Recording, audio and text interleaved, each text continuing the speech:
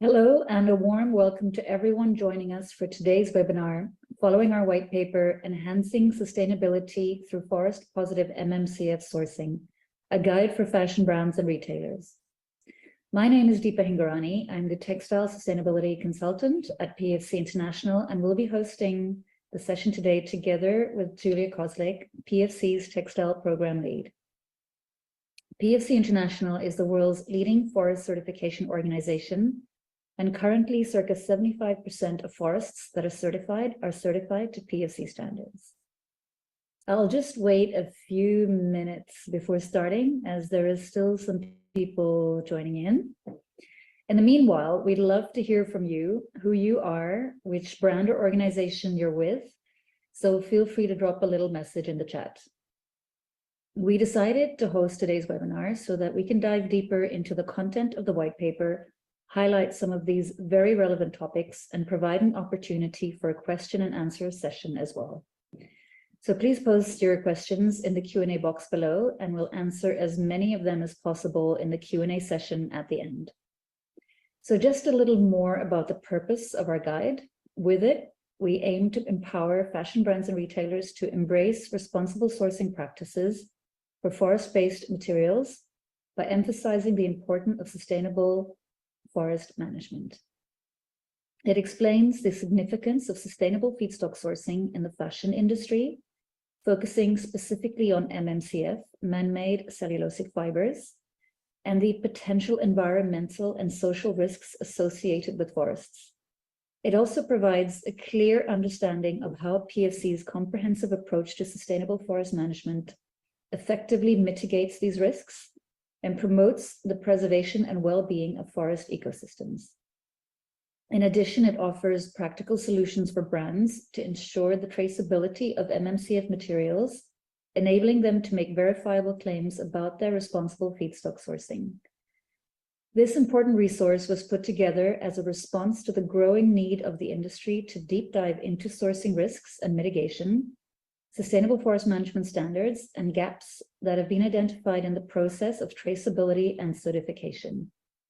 We regularly come across questions on these topics during conversations with brands and retailers that we engage with at a time where responsible sourcing practices that focus on avoiding deforestation, protecting forest landscapes, biodiversity, and the social context around communities that depend on forests are high on the agenda, with stakeholders such as financial institutions, NGOs, consumers, and within the brands themselves. We also recognize other complementary initiatives, putting a spotlight on industry commitments towards deforestation-free sourcing. Importantly, upcoming EU and global policies, regulations, and reporting requirements that will affect the fashion industry are accelerating the need for mechanisms for verification, transparency, and due diligence around sourcing practices. The white paper focuses on the following topics: a deep dive into the MMCF feedstock sourcing landscape, mitigating business risk through responsible sourcing, forest level risks that should be mitigated, PEFC forest management requirements that support mitigating MMCF sourcing risks, making sustainable sourcing a reality, traceability and chain of custody as powerful tools, and what's next, and essential steps for successful sustainable sourcing strategies. Also, how you can get involved as a brand or retailer. And now I'm going to hand over to Julia Kozlik, who will take you through a deep dive of the most important highlights. So Julia, over to you. Thank you, Deepa. Hello, everyone. My name is Julia Kozlik, and I'm leading the textile program at PEFC International. I have been personally involved in the development of this report, and today I'm thrilled to share with you its key highlights. Before we go into the crucial aspects of risks and mitigation mechanisms, let's begin with exploring the landscape of the feedstock sourcing for the man-made cellulosic fibers. Understanding the sourcing of feedstock is very important in order to manage the potential risks. In 2021, MMCF accounted for 6.4% of the total fiber mix used to produce clothes. These fibers are primarily produced from wood that undergoes a transformation process to become dissolving wood pulp, and then from the dissolving wood pulp it's made into various MMCF fiber types such as viscose, modal, lyocell, or acetate. So all of these fibers first go through the dissolving wood pulp stage. To gain profound insights into the origin of MMCF feedstock, therefore, we concluded an analysis of the production locations of dissolving wood pulp. And based on the data from the FAO, UN agency, there are 5 largest producers of dissolving wood pulp. These are China, the US, South Africa, Canada, and Indonesia. Together, these 5 countries account for nearly 60% of the global dissolving wood pulp volume. To provide some context within the broader global wood industry and use, dissolving wood pulp production constitutes for less than 3% of global industrial roundwood removals. Different forest types are associated with the dissolving wood pulp production in various regions. And here on the slide, you can see some of the details on that. Plantation forests play a significant role in dissolving wood pulp sourcing in South Africa, Indonesia, and Brazil. In Europe, where semi-natural forests are prevalent, dissolving wood pulp primarily originates from these forests. In North America, naturally regenerated forests dominate. And in China, approximately 20% of forests are plantations, 61% are naturally regenerated forests. Feedstock for dissolving wood pulp would come from both of these forest types. Moreover, in China, dissolving wood pulp production also uses bamboo and cotton linters as the feedstock options for man-made cellulosic fibers. According to the Textile Exchange, the market share of PEFC and FSC certified MMCF has been consistently increasing. It rose from about 55% in 2020 to reach 65% in 2021. These two are the main global forest certification systems, and both provide assurance that the MMCFs come from sustainably managed forests. In the slides here, you can see further details on the breakdown of PEFC share across countries. Notably, all these countries have significant areas of PEFC certified sustainably managed forests and can reliably supply wood materials. For example, in Sweden, 60% of all forests are managed according to PEFC standards. In Austria, it goes as high as 86%. So furthermore, in most of the countries that are the major producers of dissolving wood pulp, PEFC holds a leading share in the amount of certified forest areas, indicating the wide availability of areas capable of supplying PEFC certified forest materials locally produced. Understanding the sourcing locations and associated forest types is crucial for ensuring responsible feedstock sourcing. And also, it's important to understand that each sourcing location presents unique environment and unique social context. Hence, it's necessary to implement specialized national approaches. Now, let's go to the next slide. We have identified potential risks associated with forest sourcing. So it's a forest level risk. You can see them here on the slide. Important to note that this risk may vary across sourcing locations. These are also the potential risks, and they also not applied uniformly. I would like to discuss now how sustainable forest management, SFM, proactively tackles these risks. and promotes a forest-positive approach. But first, what exactly is sustainable forest management, or SFM? According to United Nations, SFM is a dynamic, evolving concept aimed at maintaining and enhancing the economic, social, and environmental values of all types of forests for the benefit of present and future generations. SFM ensures that forests provide goods and services to meet current and future needs, while also contributing to sustainable development of communities.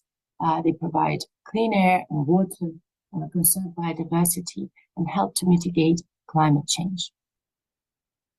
The examples of SFM requirements that I provide now are based on PEFC Sustainable Forest Management Standards, which you can download and have a look in more detail. Risks linked with forest biodiversity. Forests are home to more than 80% of all terrestrial species of animals, plants, and insects. MMCF production depends on wood supply, which in turn depends on a healthy balance between all the elements of forest biodiversity. The risk of impacting these elements with forestry operations can be mitigated by sustainable management practices. For example, by choosing the right time of the year to conduct the operations, or by considering forest growth rates when planting and harvesting. PEFC requirements include restoration of habitats for protected species. It also requires to protect and prohibit exploitation of threatened and endangered trees, as well as animal species. SFM requirements, PEFC standard in particular, requires implementing strategies to restore and enhance the populations of threatened and endangered species. And furthermore, it's prohibited to use genetically modified trees. And all this contribute to protection of biodiversity. Now, risks linked to climate change.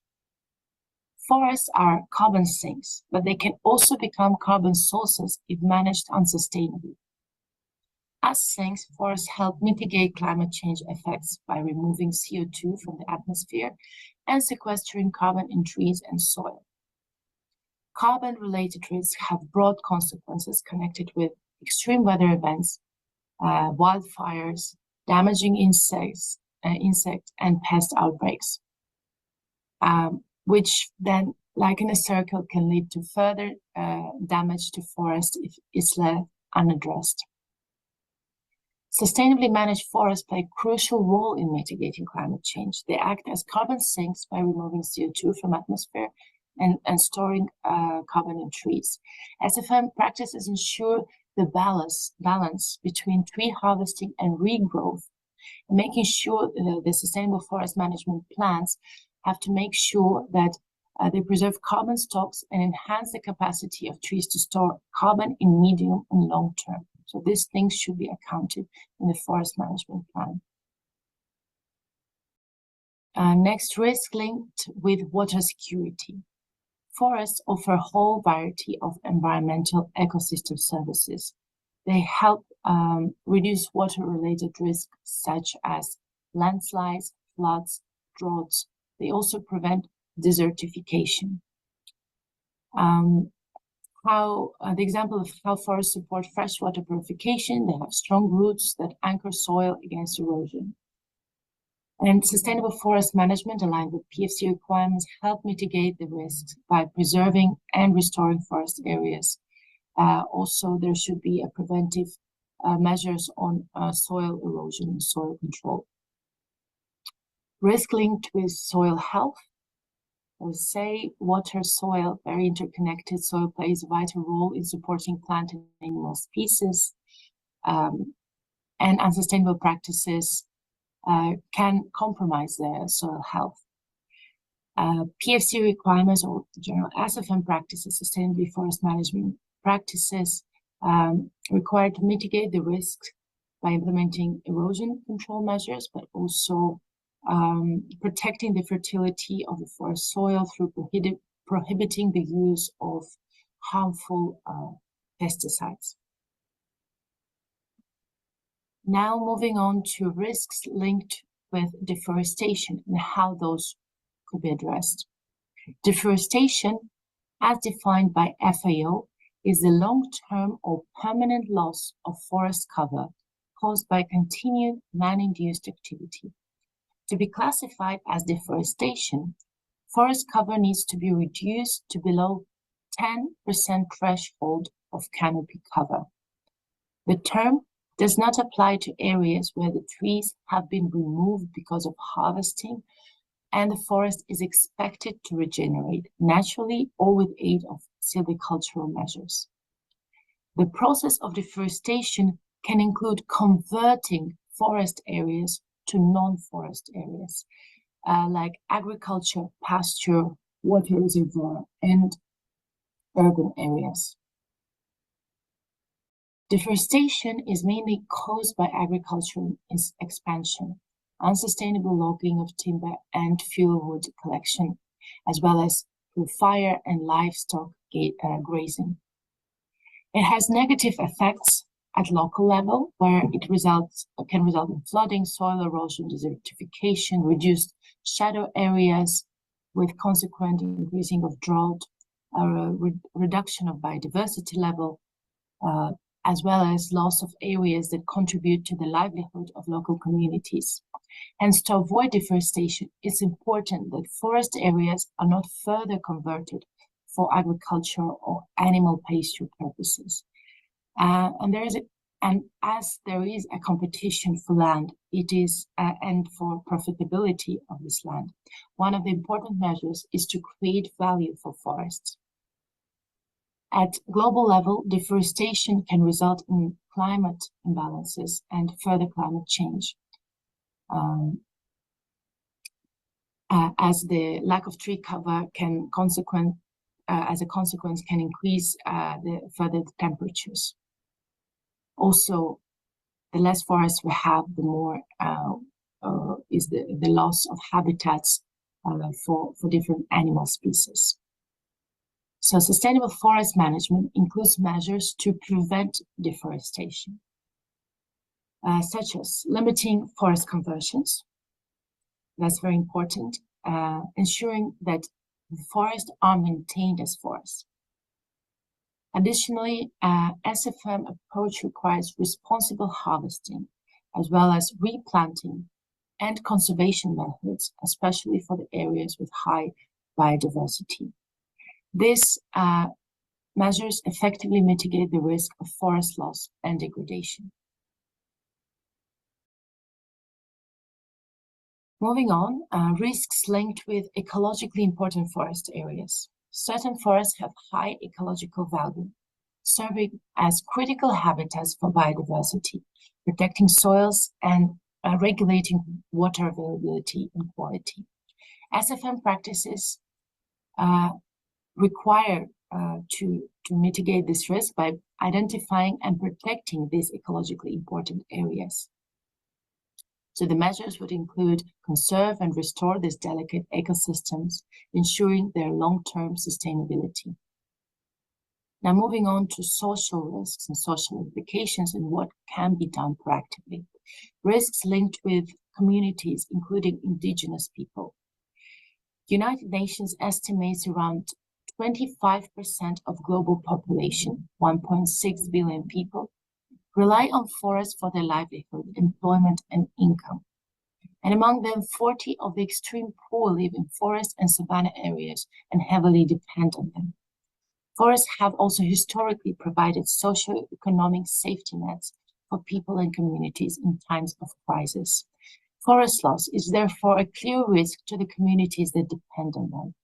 Sustainable forest management practices, as well as what is aligned in PEFC standards, require respecting community rights, customs, and cultures. This includes recognizing and upholding the rights of indigenous people in accordance with the principles of the UN Declaration on the Rights of Indigenous People, with the FPC prior and informed consent, as well as there are some practical things, such as engaging them in consultation and decision-making process related to forest management. And now, lastly, the risk linked with health, safety, and labor rights. According to the ILO, the forest sector employs about 33 million of people, which represents 1% of global employment. SFM, Sustainable Forest Management, requires to implement labor health and safety measures, such as requirements to wear protective and provide protective gear, provide training, have fair labor compensation, and respecting workers' rights in accordance to the principles of the ILO Convention number 160. This helps to create a positive, empowering work environment within the forestry sector. I believe now you have gained a better understanding of how the sustainable forest management approach, and particularly through PEFC standards, helps effectively mitigate these forest level risks. And here in front of you is a table summarizing the specific PEFC forest management requirements and which risk these requirements help to mitigate. I highly encourage you to download the paper and read further on the subject. In conclusion, sustainable forest management is essential for creating a forest-positive future. When suppliers and brands source materials from sustainably managed forests, they play a vital role in preserving the health and vitality of our forests and ecosystems. Sustainable forest management practices are focused on restoring forests and safeguarding biodiversity, ensuring that our actions contribute to overall well-being of forests. Moreover, this leads to creation of green jobs, supporting the sustainable socioeconomic development, particularly in rural areas where communities depend on forest resources. Now I'll pass the floor to Deepa to explore how sustainably managed forests can be linked and traced in the fashion supply chains. Over to you, Deepa. Thanks so much, Julia. So moving forward from the feedstock sourcing landscape, risk, challenges, and mitigation through sustainable forest management, I'd now like to take you through the MMCF value chain and how certification can support responsible sourcing from forests. The MMCF value chain can be considered more complex than some of the other commonly used fibers. As you are aware, the supply chain takes us from the forest to timber, wood pulp, and fiber through different processes, to yarn and fabric through to garment manufacturing with the brand as end user. Sustainable forest management certification is comprised of certification at forest level on the ground and chain of custody certification through the value chain. Due to the complex nature of global supply chains, sourcing sustainably can pose a significant challenge. One of these challenges is visibility and traceability from the garment to the feedstock level, particularly in the case of MMCF. Most brands purchase the full product directly from their tier 1 supplier, the garment manufacturer, and often don't have visibility beyond their tier 2, the material level. The many are in the process of mapping their supply chain beyond tier 2. The MMCF supply chain is currently certified up to fiber level through chain of custody, and most of the major fiber suppliers are already certified to PEFC standards. Brands are now exploring chain of custody certification together with us in their supply chain in order to make verified claims of sourcing from certified sustainably managed forests as a next step. During this process, we concluded that the gap in traceability, upstream and downstream, is most likely at yarn level, which could be a perceived barrier to full chain of custody certification. Brands are expected to provide updated information on regional feedstock origin and demonstrate their efforts to mitigate environmental and social risks associated with sourcing. Chain of custody certification plays a vital role in ensuring credibility and transparency to trace and verify the origin of feedstock. Though we still have steps to take within the fashion industry, we can look towards other relevant sectors, such as the packaging and timber industries, where certification has existed for decades as a scalable tool and mechanism. It's a valuable solution that provides evidence of sustainable sourcing from certified forests and can be integrated into a brand's traceability system. In our white paper, we've gone beyond theory and provide several practical tools and materials to download, including a step-to-step guide for supply chain actors and brands as end users towards successful sustainable sourcing strategies. As the demand comes from brands, it's important to work together with all actors at both ends of the supply chain to close the gap towards certification in order for brands to meet stakeholder expectations and internal sustainability targets. In Chapter 6 of our white paper, we have laid out in detail how to source responsibly from sustainably managed forests, what the challenges may be, and what steps you can take to work with your supply partners towards certification. As a guideline, we have identified 6 steps to move forwards on this journey. Step 1, incorporate responsible MMCF sourcing certification requirements into your policy. This starts with setting a commitment to sustainability and encourages suppliers to meet the required certification standards. We've even provided a template to help you formulate your forest-positive sourcing policy. Step 2, actively source PEFC certified MMCF materials by requesting certified materials from your Tier 1 supplier. And step 3, encourage and support suppliers to obtain chain of custody certification. Step 4, communicate your sustainability targets to ensure a shared understanding of expectations. Step 5, distribute the guide on how to obtain certification with your supplier network. And step 6, you can now connect your company with PEFC's database through API. I hope this helps you move forward on your journey. I'll now hand you back over to Julia, who will share some next steps with you that we have on the horizon. And by the way, I see that there are some very interesting questions coming into our Q&A box. So there is still time. So feel free to submit any more questions that you have after the information that we've shared with you. And Julia, back to you. Right. There are 2 announcements.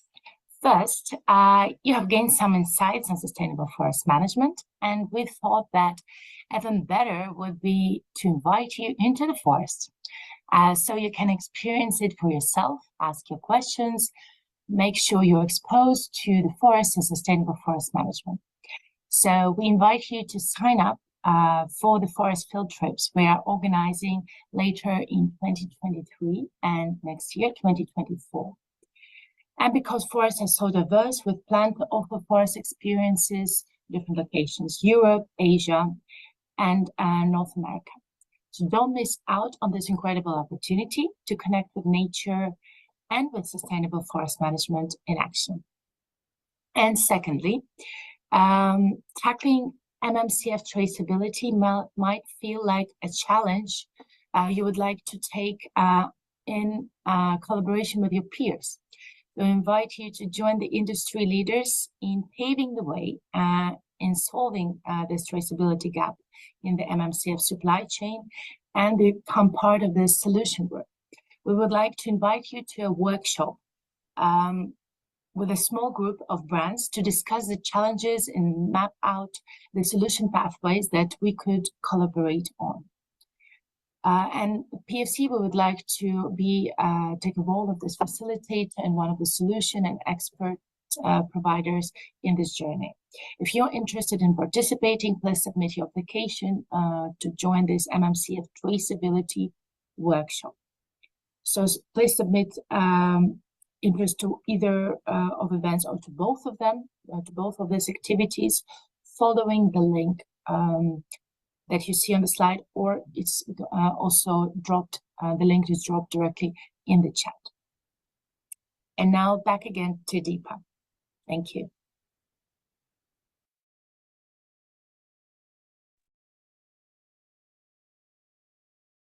Hi, everyone. And thank you so much, Julia. That's really going to be a great initiative. So I encourage all of you to sign up, and we look forward to hearing from you about that as well. So this is where we move forward into the Q&A session and section of our webinar. So as I can see, there have been some really good questions coming into the Q&A box, and we still have a little bit of time, so please do continue. I'm going to select a couple of questions to start with. I see some questions here that will be quite easy to answer to start with, and then we'll move on to a few more. Julia, these two questions I see here are quite connected, so maybe I'll just pull them together. So first of all, can we use the PEFC logo on product as a brand if our suppliers are certified to PEFC standards? And the other question is, what is the minimum threshold of certified materials in a product to be able to place a label on products? Okay, yes, thank you very much for the question. So if we speak of the finished product, so let's say garment, which has a full, which originates from sustainably managed forests that are certified, then each step of the supply chain, so the fiber manufacturers, the yarn manufacturers, garment manufacturers, do have a chain of custody, PEFC chain of custody certification, and then they buy certified materials. And when they declare the certified materials to the brand, then it's possible to place a logo or even a label, a statement on the garment, a label on the garment that would say that this viscose or this man-made cellulosic fiber content comes from sustainably managed forest. So that means that everyone in the chain is certified, and then the latest, so the most, this Tier 1 supplier would be able to place their certification label on it, on request of a brand. And the minimum threshold to do that, so it's 70% of that content should come from PEFC certified forests, and remaining content of wood content in that garment should come from controlled source. So controlled source is also part of this chain of custody system. So it means that a supplier needs to verify that even if that material is not certified, that it comes from low risk, so there is no risk that it comes from controversial source linked to illegal deforestation, illegal logging, to deforestation, to social injustices. So it needs to apply this due diligence. And so in this case, it can mix this 30% controlled source, 70% certified material. Okay, great. So there was another question that just came in, whether we certify yarn suppliers, fabric suppliers, and apparel suppliers as well, but that's exactly what we were explaining regarding the value chain and the chain of custody. So that is indeed a part of it. Exactly. And I guess the benefit, the main reason behind that, as it works for other supply chains, other forest-based products, is that it ensures this traceability, so that every step of the supply chain is verified by the third-party auditor, and so the brand then is able to make the substantiated claims on origin. Okay.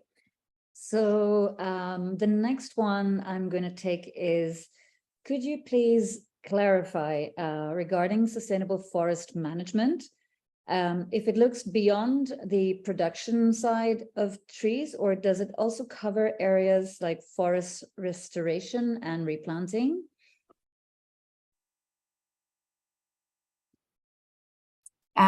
Sorry, Deepa, maybe my connection was cut. Can you Shall I repeat? Repeat the last bit of the question, please.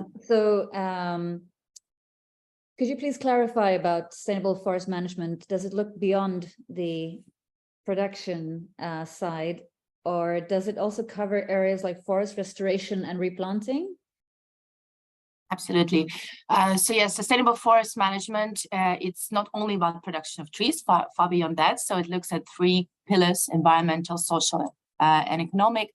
So it's of course about making sure that all the trees that are harvested are replanted, but it looks at a wide level of understanding the quality of forests, the health of forest ecosystems, making sure that the management plan of that forest maps out what areas should be restored or which areas should be improved in terms of the biodiversity. And so, yeah, it includes also this proactive measures of improving the forest ecosystems and replanting, of course, restoring its elements.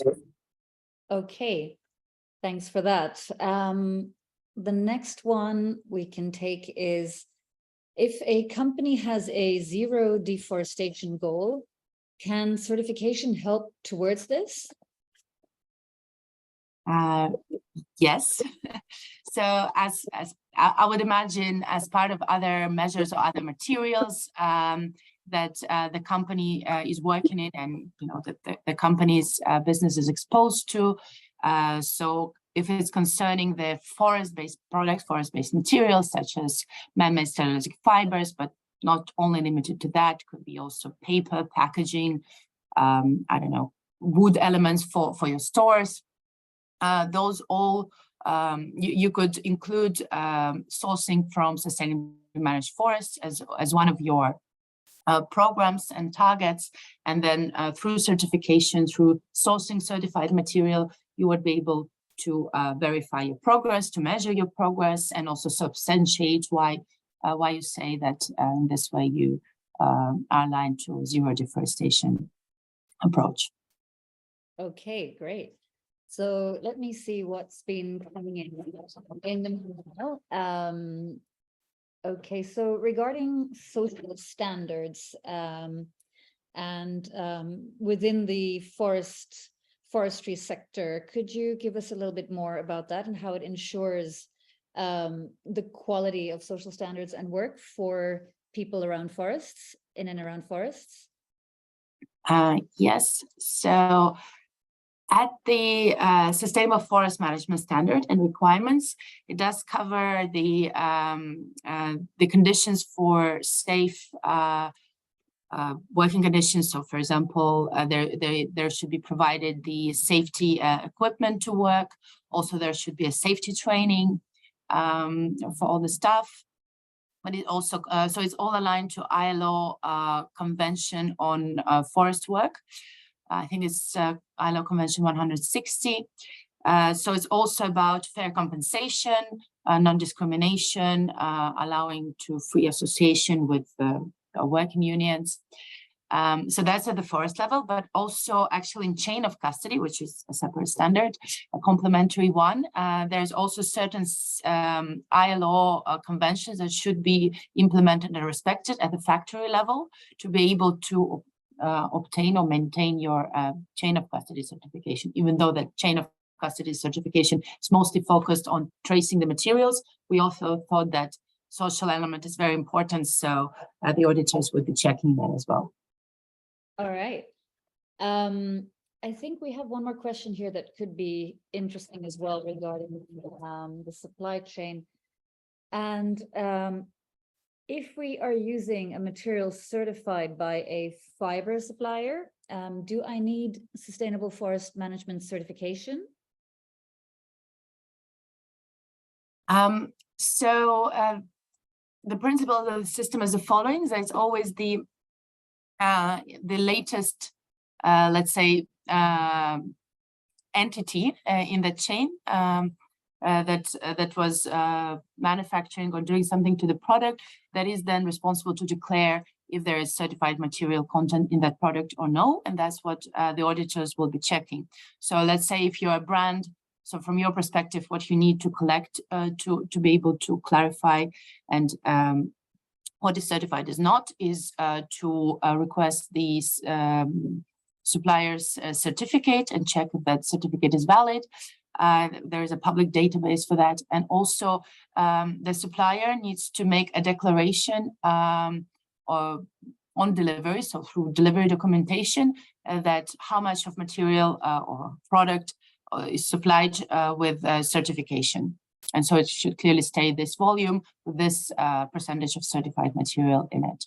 So that would count as a proof of material originating from sustainably managed forest.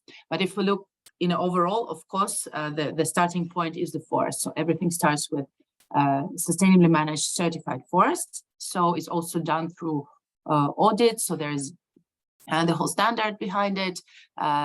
There is audit, so on surveillance audit in the forests that the forest owners need to show and demonstrate their compliance. They should demonstrate their sustainably managed work plans in the forests. And then, yeah, the whole chain starts from there. But then there's individual checks throughout the whole supply chain. I hope that answers this question. Yes, it definitely does. Though I'm sure if there are any other questions regarding that, then I saw an interesting question, if I may, on it was on use of chemicals or pesticides, maybe. There's so many questions in the chat. Thank you very much. So great to see your activity. So can you please advise if PEFC certification covers concerns about chemical use in fiber production, not just feedstock source? So that's a great question. But here it's very important to clarify that it's very, the scope of certification is very clear. So it's about, so chain of custody is about tracing the origin of feedstock. So it's really covering that specific area.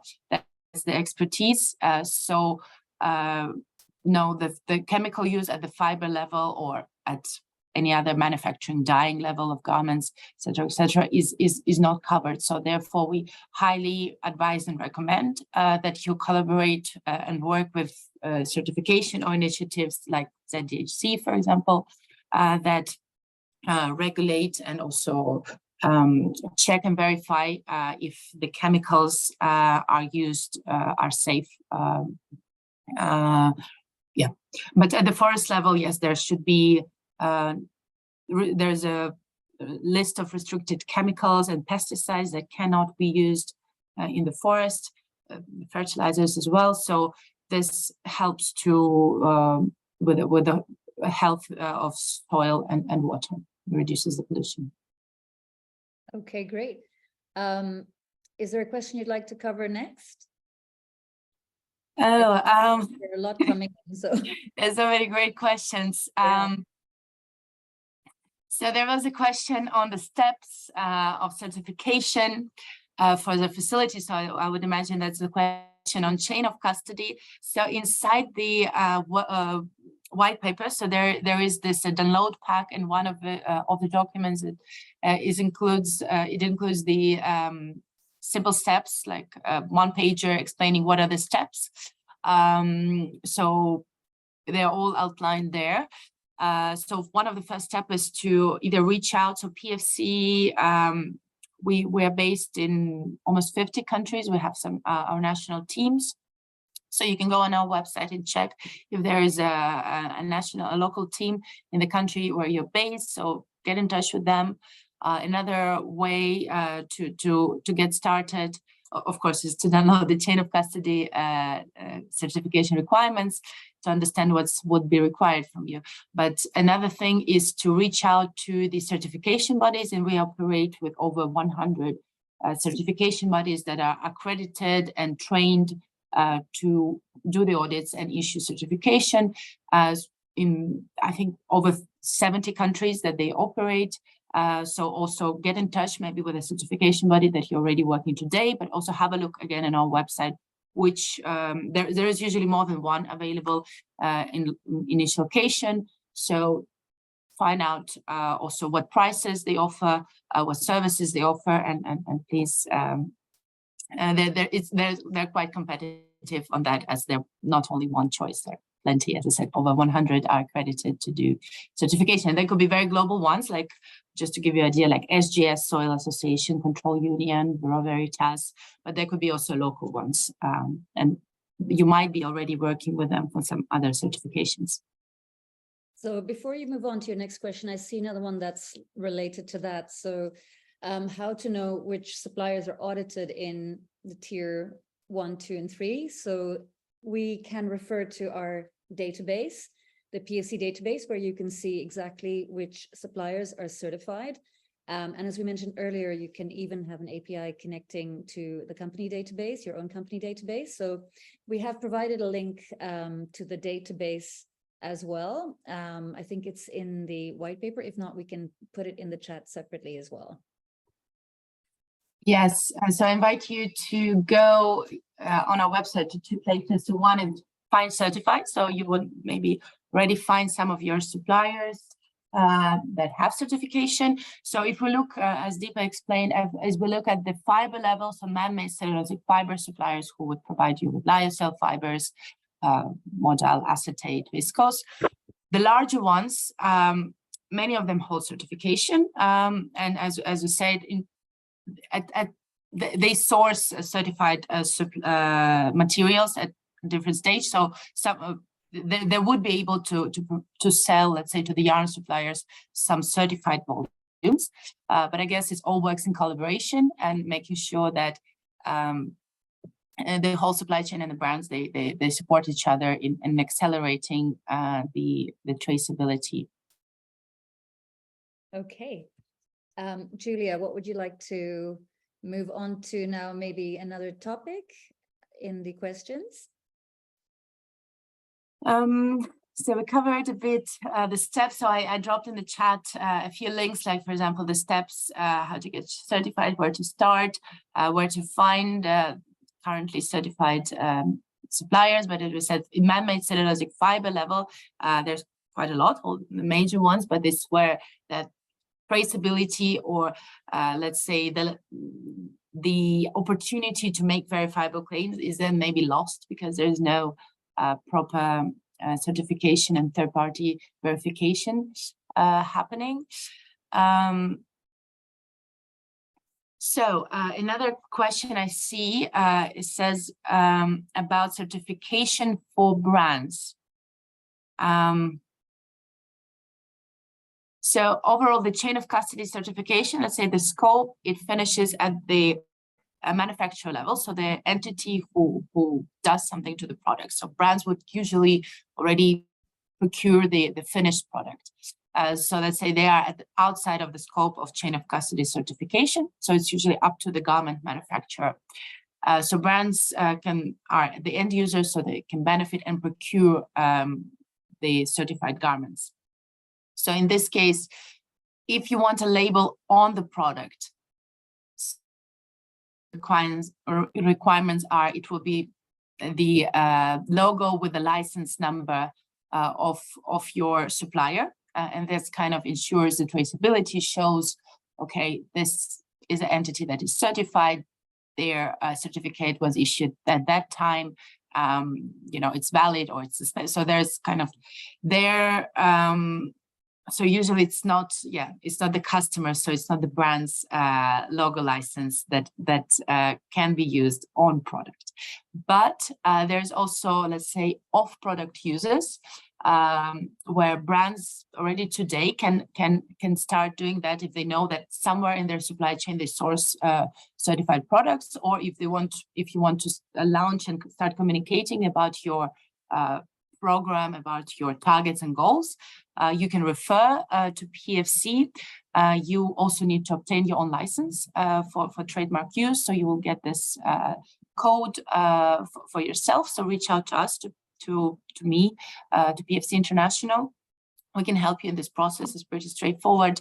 And then, yes, you will be able to use for, let's say, off-product. But when we say off-product, it's like on your website, on your sustainability report, maybe not specific to a particular product, but overall, if you like refer to we're sourcing certified, or we are currently at this stage and we're aiming at that stage, you would be able to refer to PEFC certification with your license number. It's great that there are so many detailed questions about chain of yes. Obviously, a lot of brands are really moving towards this as the next step as well. There is a question: if we get the whole supply chain certified, will the brand be able to trace back the origin, I guess, certified origin of the feedstock?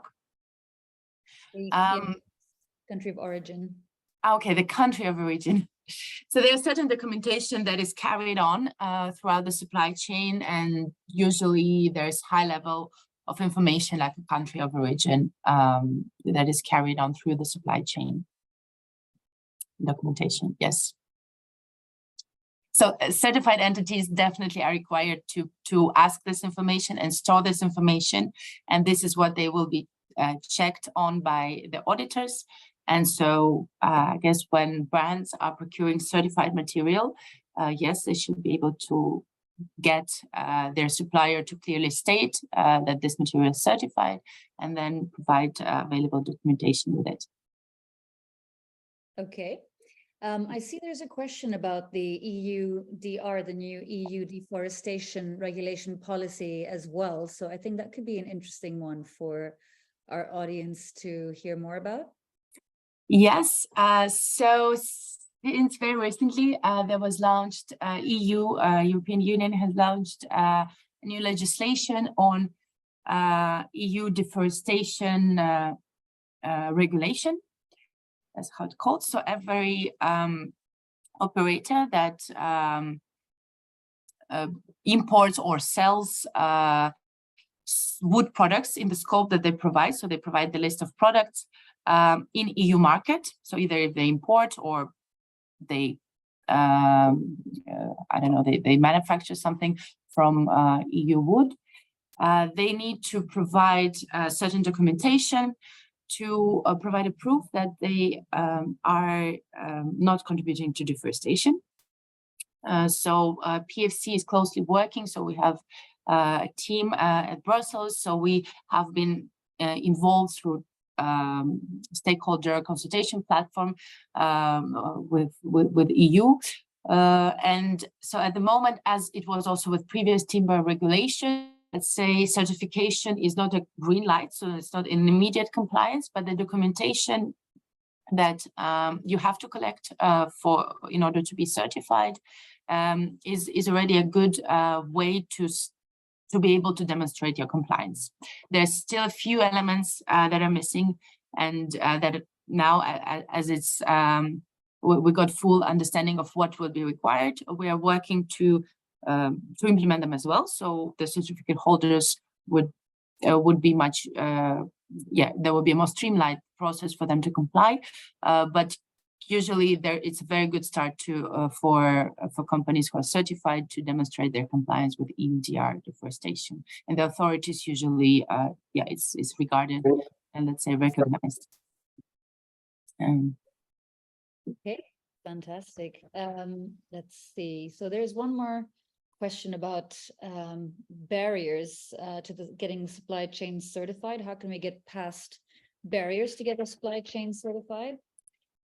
Shall I take that one quickly? Or? Yes, go ahead. So I think, first of all, as you're all aware, and it's a step that most brands are already in, is really to start mapping your supply chain.